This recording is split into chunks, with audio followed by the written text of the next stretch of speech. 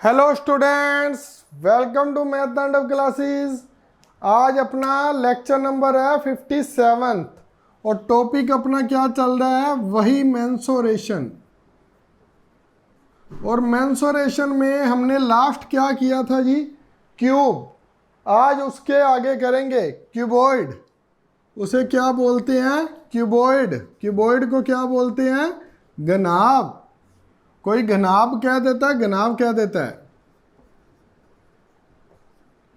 और क्यूबॉइड कहते किसे हैं, ये घन के जैसा ही होता है, लेकिन इसकी लंबाई थोड़ी सी ज़्यादा होती है। अधिकतर क्यूबॉइड क्या होते हैं, हमारे जो घर के कमरे होते हैं वो घनाभ के आकार में होते हैं।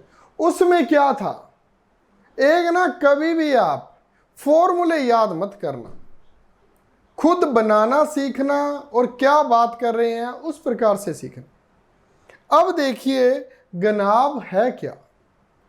हमारा मान लीजिए रूम है, कोई 12 बाई 15 का है, 10 बाई 12 का है, तो वो क्या हो गया, वो क्या हो गया, घनाभ के आकार का हो गया। अगर सेम है 10 बाई 10, 15 बाई 15, जैसे मैंने आपको बताया था एक चाक का डिब्बा हो गया पुराने वाला, आजकल चाक बदल गया है, डिब्बी बरीक सी आने लग गई है, और एक डाइस होगी, तो वो क्या होता था, वो होता था क्यूब। और इसका थोड़ी सी अगर इसकी लंबाई ज़्यादा हो जाए या चौड़ाई ज़्यादा हो जाए, कहने का मतलब है भुजाएं अगर अलग अलग हो जाए तो वो क्या बन जाता है, क्यूबॉइड बन जाता है। ठीक है, अब देखिए क्यूबॉइड में, इसमें सबसे ज़्यादा जरूरी बात, इसकी लंबाई चौड़ाई और ऊंचाई है जो वो सेम नहीं होती। लंबाई ऊंचाई और चौड़ाई है जो इसकी सेम नहीं होती। तो इसका आयतन क्या आएगा, घनाभ के आयतन का, वॉल्यूम का क्या फॉर्मूला होगा, L गुना बी गुना एच। अच्छा ये तो हो गया, और उसके बाद आ गया इसका वक्र पृष्ठीय क्षेत्रफल। वक्र पृष्ठीय क्षेत्रफल वो क्या होता है, कर्व्ड एरिया। थोड़ा सा ना बात को समझना, कर्व्ड एरिया क्या होता है। मैंने आपको क्या कहा था, जिसमें चारों दीवारों को मापा जाता है, चारों दीवारों को मापा जाता है, बिल्कुल मापा जाता है। फर्श और छत को नहीं मापा जाता, बिल्कुल नहीं मापा जाता। तो अब क्या होगा फिर, अब होगा क्या, एक सबसे बात और जरूरी, ये जो क्यूबॉइड है, घनाभ है, ये 6 आयतों के मिलने से बनता है या जोड़ने से बनता है। 6 आयतों के, आयत ही है ना, ये आयत ही है एक प्रकार की ना। आयत क्या होती थी, ये रही, जिसकी लंबाई है जो वो लंबाई के बराबर, चौड़ाई है जो चौड़ाई के बराबर, यही होती थी। उसका क्या फॉर्मूला होता था, 2 लंबाई प्लस चौड़ाई। क्या होता था, 2 लंबाई प्लस 2 चौड़ाई, और क्या लिख देते थे, 2L प्लस बी। तो वक्र पृष्ठीय का क्या होगा, इसकी ये लंबाई इसकी ये चौड़ाई, तो वैसे ही लिख देते हैं ना, 2 लंबाई प्लस चौड़ाई। लेकिन मैंने आपको क्या बताया था, आयत में और इसमें एक फर्क बताया था। क्या फर्क बताया था, जो हमारा घनाभ होता है या घन होता है, या किसी भी चीज का हमने आयतन निकालना है, बेलन का, शंकु का, तो कुछ भी उसमें क्या हो जाता है, समा जाता है या रखा जा सकता है, और साथ उसकी क्या होती है, ऊंचाई गुना एच कर देंगे, तो ये क्या बन गया, वक्र पृष्ठीय क्षेत्रफल। अच्छा, तो इसी प्रकार से इसका संपूर्ण कैसे बनेगा, संपूर्ण पृष्ठीय क्षेत्रफल,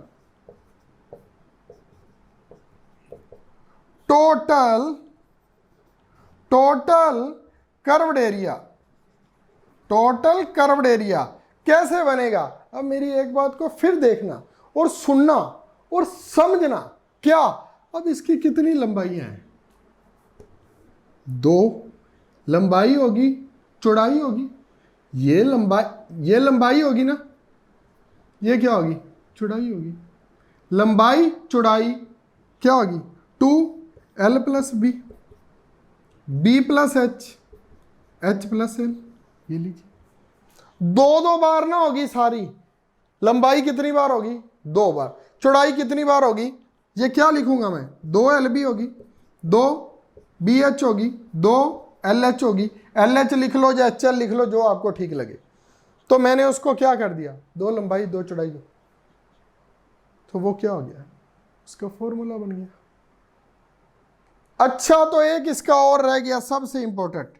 इंपॉर्टेंट तो कुछ भी नहीं, समझने की बात है। अब इसका अगर हमने डायगोनल निकालना है, विकर्ण निकालना है, तो विकर्ण कैसे निकालेंगे? यदि हमारे पास, ये लिखा ही हुआ है, यदि हमारे पास मान लीजिए एक आयत है, एक आयत है, रेक्टेंगल है, रेक्टेंगल है, तो उसमें क्या करेंगे? ये रेक्टेंगल है आप, और इसमें एक अगर विकर्ण रखा जाए, ये त्रिभुज हो गया, विकर्ण रखा जाता था, तो क्या होता था? क्या होता था? ये क्या है? डायगोनल। ये इसकी क्या होती है? ऊंचाई। और ये क्या होता है इसका? जिस पर परपेंडिकुलर गिरता है वो क्या होता है? बेस होता है। अब मेरे को एक बात बताना, जो कि मैंने आपको घन में बताई थी।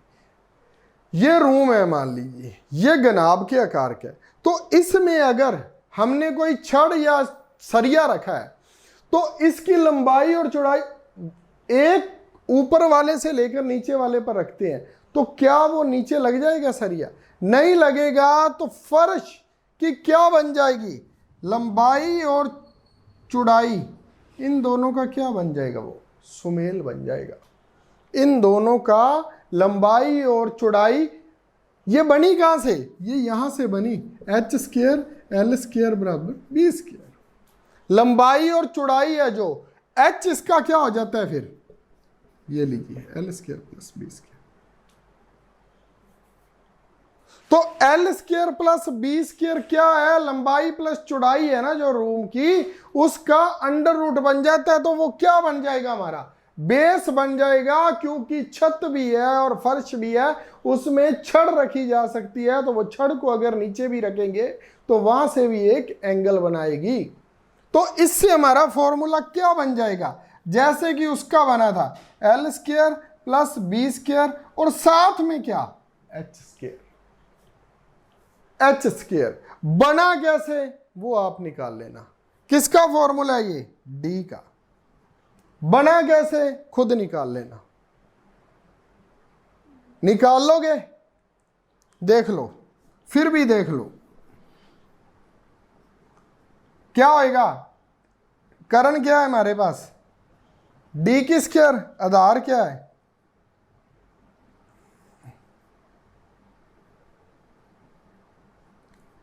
पहले आधार लिख लेते हैं। ये आधार है, और क्या है?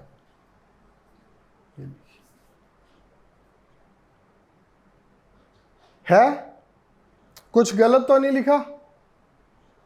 करण की स्क्वायर, आधार की स्क्वायर और लंब की स्क्वायर। अब क्या हो जाएगा? जो डी है, जो डी है, डी किसके ऊपर आ जाएगा? सारे के ऊपर आ गया। सारे के ऊपर आएगा l square plus B square plus H square. अरे मैंने यहां पर कैसे इसका लगा दिया था? ठीक है, L square plus B square plus H square. ये इस प्रकार से इसका फॉर्मूला बन जाता है।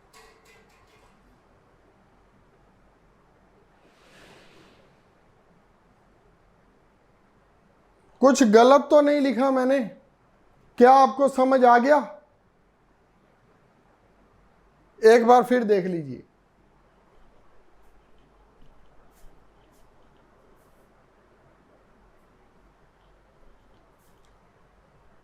देख लीजिए, अगर कुछ भी गड़बड़ है तो। ये हमारे पास क्या हो जाता है? करण की स्क्वायर। ये क्या हो जाता है? आधार की, अच्छा यहां पर रहेगा क्या? ये क्या हो जाता है हमारे पास? आधार की स्क्वायर। वो क्या हो जाता है? लंब की स्क्वायर। ये दो से ये क्या कट गया, अंडर रूट कर गया, और रह क्या गया, L square plus B square plus H square, और डी का उधर जाकर क्या हो गया, सारे का अंडर रूट लग गया। ये घनाभ का हमारा फार्मूला हो गया। कर्ण की स्क्वायर, आधार की स्क्वायर और लंब की स्क्वायर, इससे ये रूट कट गया, बन गया हमारा। कुछ मैंने गलत तो नहीं बोला, आपको समझ आ गई या नहीं आई, कमेंट बॉक्स में वो भी बता देना, मैं फिर से इसको एक बार दोहरा दूंगा। ये आप देख लीजिए, इसका स्क्रीनशॉट लेना है तो ले लीजिए।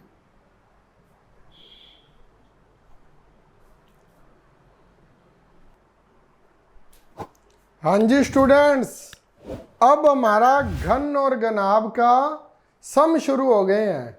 बिल्कुल सिंपल सिंपल जैसे हमेशा करते आते हैं।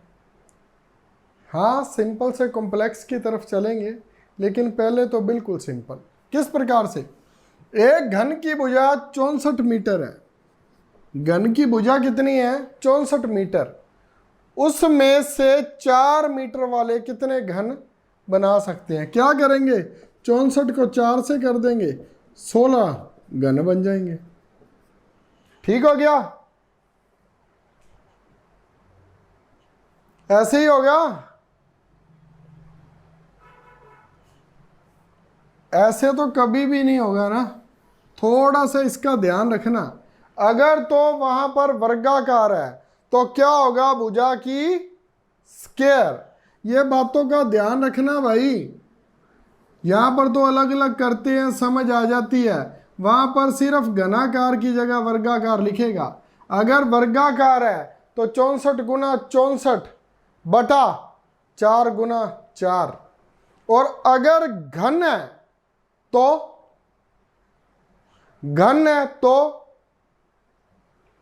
64 गुना 64 गुना 64 बटा 4 गुना 4 गुना 4, या जो भी दिया 4 ही दिया। अगर घनाभकार के है तो क्या लिखेंगे, इनमें से कोई नहीं। क्यों? थोड़ा सा मैं पानी पी लूं, आप उतनी देर में इतना तो बता दो ना भी, घनाभकार के लिख दिए तो क्यों क्यों आएगा।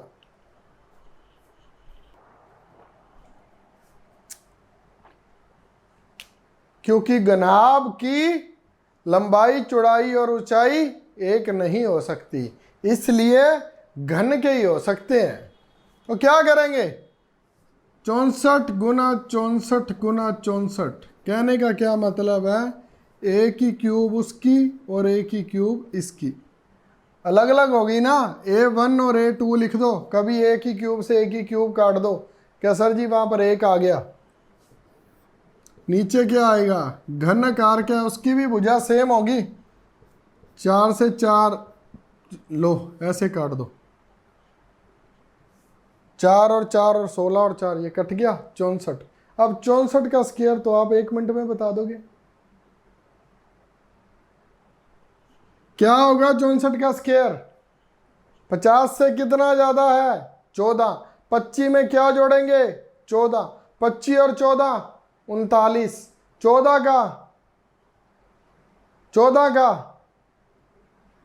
196। 39 और 1 उधर गया, 40 96। ये लीजिए 40 96 मीटर है। 40 96 मीटर की क्या आएगा, क्यूब। मीटर की क्यूब आएगा भाई, घनाकार आएगा। ये मैंने आपको बहुत बार बता दिया है, बार बार बताने की जरूरत नहीं है। नेक्स्ट वन देखिए, लोहे के 3 घनाकार गोले जिनकी भुजा 3, 4 तथा 5 सेंटीमीटर है, उनमें से चौथा एक उन्हें पिघलाकर 3, 4 सेंटीमीटर है, उसे पिघलाकर चौथा एक बड़ा गोला बनाया गया। किसको, G1 ही लिख लूं, G1 की क्यूब, G2 की क्यूब, G3 की क्यूब, गोला क्या है, G4 की क्यूब, चौथा गोला बनाया गया। G लिख देते हैं गोले को सीधा, जी का जी लिख देते हैं। क्यों लिखे? घनाभ घन क्यूब किवाड़ क्यों लिखे? बनाए गए। एक बात का ध्यान रखना, घनाकार लिखा है तो घन को पिघलाया गया, तो इसका क्यूब आएगा। अगर घनाभ के लिखता तो उसकी लंबाई चौड़ाई ऊंचाई सभी की अलग अलग होती। यह घनाकार है। देखिए क्या आएगा, 3 की क्यूब, 4 की क्यूब, 5 की क्यूब। बनाया क्या? चौथा गोला क्या आ जाएगा? 9 तिया 27, 64, 125, 125 और 64, 199। ये लीजिए जी 216 आ गया। अब 216 क्या है किसी का? क्यूब रूट किसका है? यह ध्यान रखना, 216 का क्यूब रूट निकालना है। कई बार 64 बन जाता है, वहां पर 8 को टिक कर दो आप। तीनों का जोड़ 64 बन जाए तो वहां पर 8 को टिक मत कर देना भाई, फिर कहोगे सर जी जल्दी जल्दी में हो गया। जल्दी जल्दी में गलत भी हो जाता है। क्या आएगा? 6 सेंटीमीटर। 6 सेंटीमीटर क्या आया? 6 सेंटीमीटर उसकी क्या आई? भुजा। अच्छा तो उसका आयतन कितना आएगा? 6 की क्यूब, वो ऑलरेडी आ चुका था पहले, 216 सेंटीमीटर की।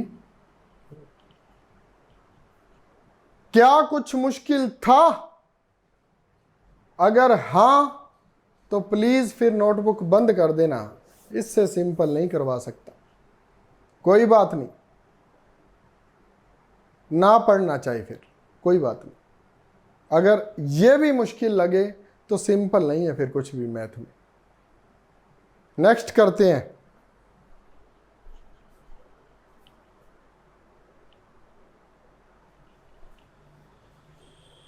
हाँ जी स्टूडेंट्स, देखिए घनाभ और घन और घनाभ दोनों सम अलग अलग है।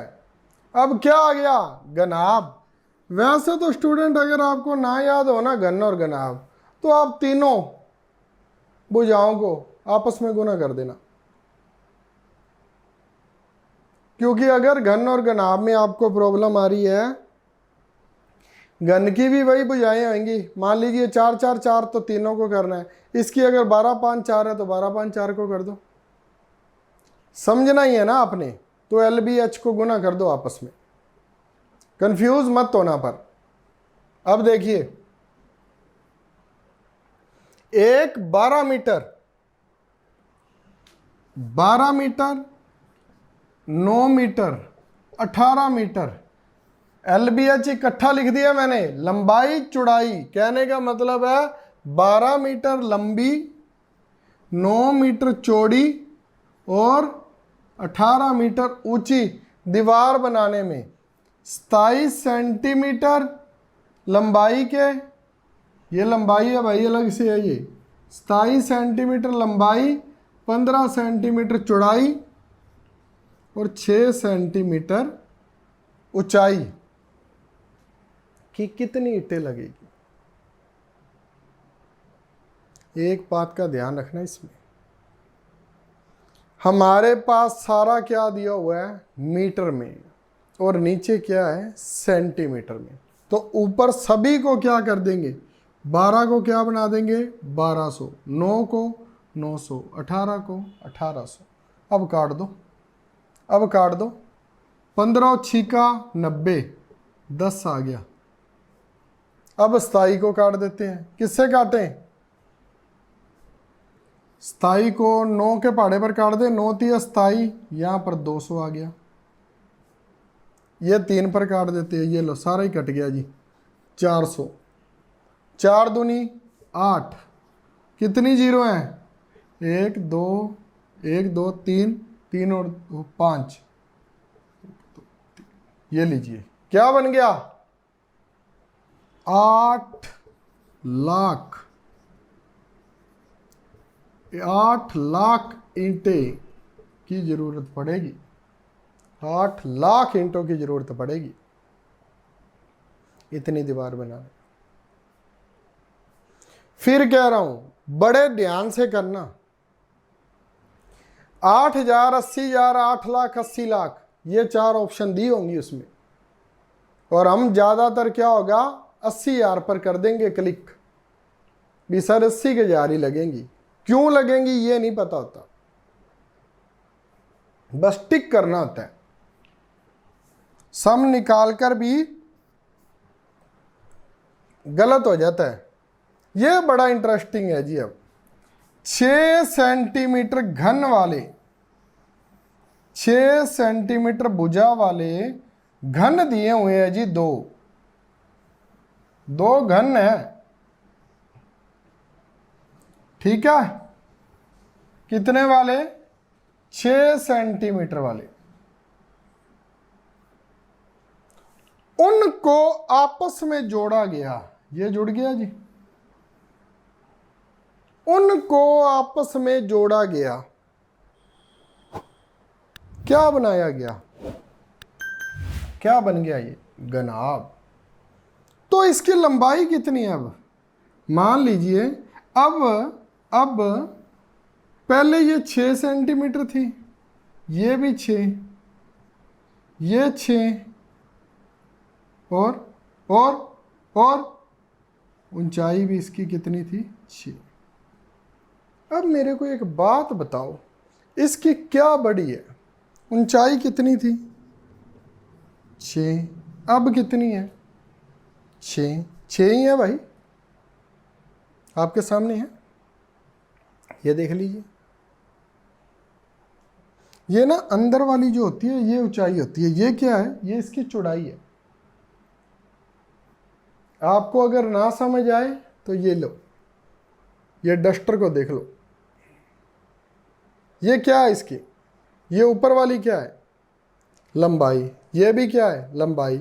ये क्या है? ये क्या है? इसकी साइडें क्या है? बी है।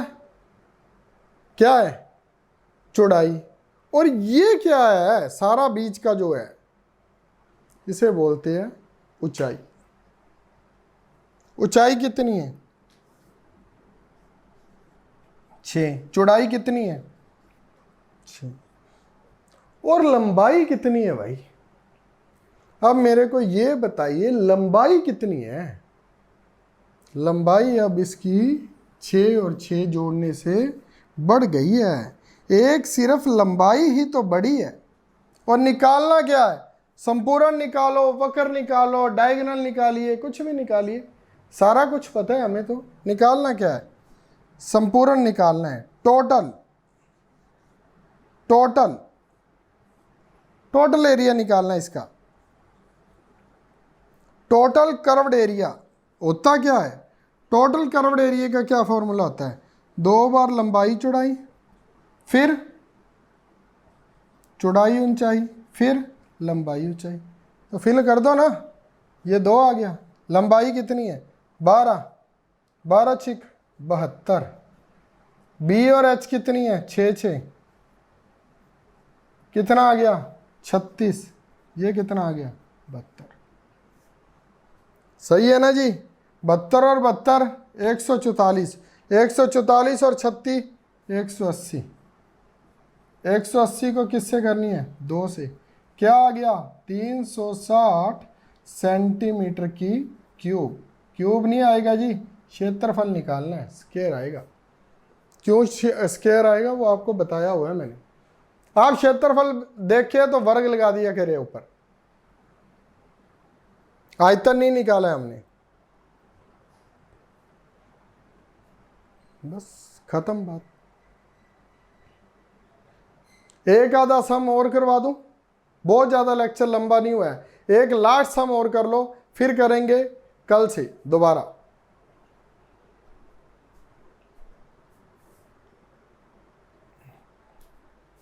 हाँ जी स्टूडेंट्स, लास्ट 2 सम में, एक मैंने बोला था लेकिन 2 बिल्कुल सिंपल थे तो मैंने दोनों ही लिख दिए।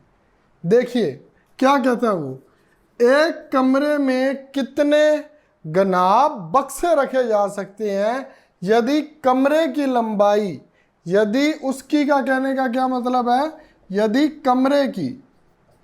कमरे की लंबाई 10 मीटर, 8 मीटर तथा ऊंचाई कितनी है 6 मीटर।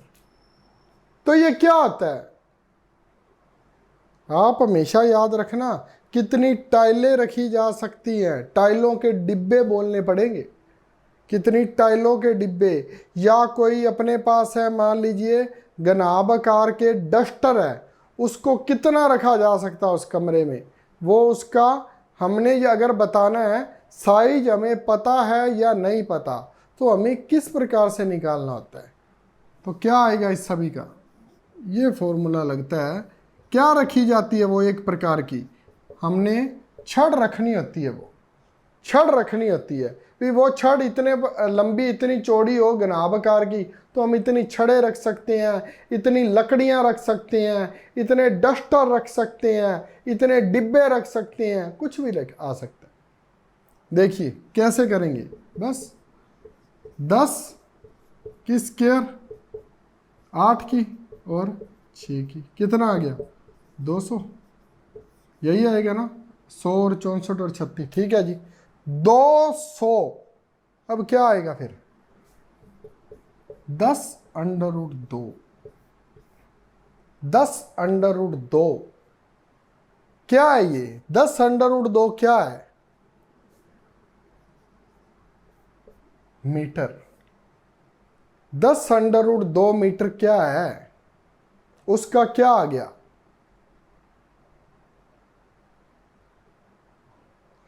एक कमरा है उसमें बड़े से बड़ा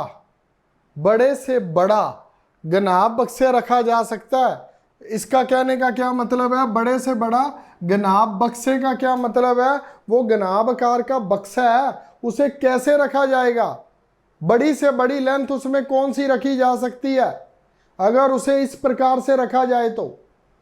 ये नहीं है उसमें बक्से रखने हैं छोटे छोटे, एक टाइल का डब्बा रखा जा सकता है, एक डस्टर बड़ा रखा जा सकता है, किस प्रकार से रखा जा सकता है। एक आप ये जरूर बात का ध्यान रखना, उसका एक सिरे से दूसरा सिरा मापना है, आप उसकी छड़ रख सकते हो, लंबा सरिया रख सकते हो, उसमें बड़े से बड़ा कुछ भी बक्सा कितना रखा जा सकता है, 10/2 मीटर हो एक साइड उसकी, बड़ी से बड़ी साइड उसकी कितनी होगी 10√2 मीटर, क्योंकि बाकी तो तीनें अलग होंगी, सबसे बड़ी भुजा कितनी होगी 10√2 मीटर। उसमें बॉक्स रखे जा सकते हैं, या आपने क्या लिख सकते हो आप, उसमें छड़ रखी जा सकती है, छड़, बक्से, कोई टाइल का डब्बा, लेकिन वो कितना बड़ा, एक टंकी रखी जा सकती है गनाब आकार की। कैसे रखते हैं, मान लीजिए अपने घर में अगर कोई गोदरेज की अलमारी की एंट्री कराते हैं, अगर हमारे घर के बाहर का दरवाजा जो आ रहा है उसका 8 फुट है, तो अगर वो 10 फुट की है तो हम क्या करते हैं, उससे क्रॉस कर लेते हैं, टेढ़ा कर लेते हैं, तो वो उसकी चौड़ाई भी वैसे दी होती है, अगर उसकी चौड़ाई भी ज़्यादा होगी तो वो टेढ़ा करने से भी नहीं निकलेगी। उसी प्रकार से वो क्या बहता है भी, अगर कमरा जो है वो अपना कमरा 10/8 और 6 का, तो उसमें ज़्यादा से ज़्यादा 10/√2 मीटर की छड़ रखी जा सकती है, बक्सा रखा जा सकता है, बड़ा डस्टर रखा जा सकता है। ठीक है, आगे देखिए 3 मीटर, ये बड़ा इंपॉर्टेंट सम है जी, इसका कल मैं आपको एक और करवाऊंगा, इसका थोड़ा सा उलट। 3 मीटर लंबी, 4 मीटर चौड़ी तथा 8 मीटर गहरी का क्या मतलब हुआ, ऊंचाई। सीधा सा फॉर्मूला LB गुणा H, क्या आएगा 3, 4 और 8, क्या आ गया 8 चौके 32 और 96, ये लो जी 96 मीटर की क्यूब इसका आयतन आ गया। पूछा क्या है, गनाब टंकी में कितने लीटर पानी आएगा, ये बात आप ध्यान रखना। 1 मीटर की क्यूब में 1 मीटर की क्यूब में 1000 लीटर पानी रख सकते हैं। 1 मीटर की क्यूब में 1000 लीटर पानी रख सकते हैं। 1 मीटर की क्यूब क्या हुआ? 1 मीटर, 1 मीटर, 1 मीटर।